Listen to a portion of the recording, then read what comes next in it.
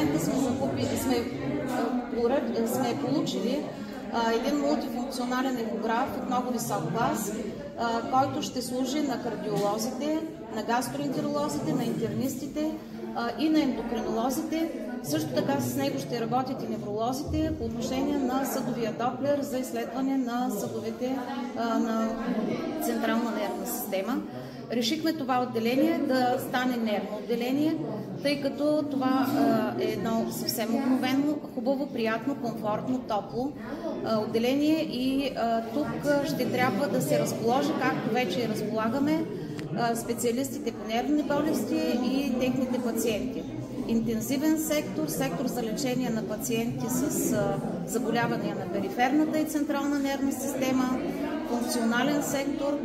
Всичко това е в пряка връзка с скенера, рентгена, ехографа, книжна лаборатория, всички отделения, кардиология, отделението по реанимация, което ще облегчи работата на специалистите и ще подобри бързата и своевременна диагностика на пациентите. Очакваме още апаратура от Министерството на здравеопазването.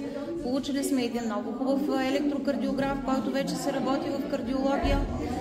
Получихме апарат за дезинфекция на особено опасни отпадъци, за локална местна дезинфекция.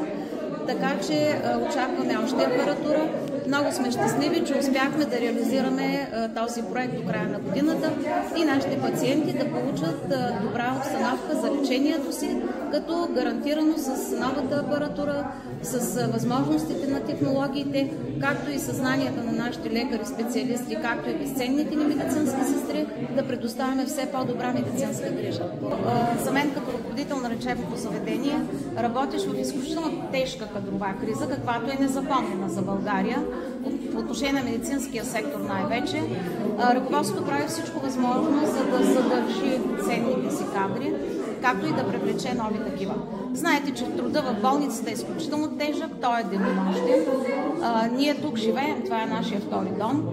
И това го казвам, защото е факт и защото всички ние тук работим вече десетилетия и сме се сраснали с тази болница. Затова и днес решихме да открием отделението на този хубав християнски празник Игнажден.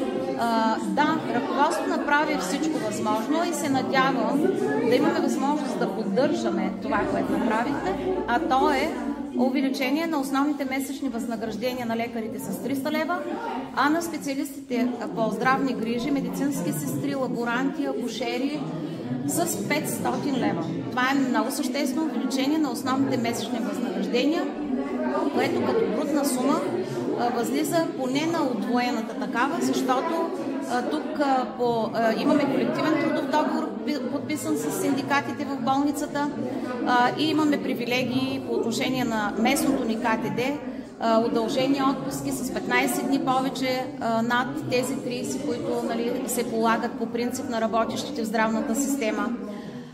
Освен дългия платен годишен отпуск, който ние често не можем да използваме поради натовареността и поради това, че персонала вече е много малко, имаме различна повишена часова ставка за нощния труд, за съботния, неделния, за националните празници. Имаме повишена часова ставка за тези дежурства, които се дават извънредно, като извънреден труд от лекарите и медицинските специалисти. Както и имаме висок процент на клас прослужени години. Така че ръководството прави всичко възможно. Надявам се да имаме финансовата възможност и следващата година да направим още едно повишение на заплатите на работещите тук, защото те го заслужават. Те са единствените, които сега ще работят по тези празници. Коледа, Нова година, денонощно.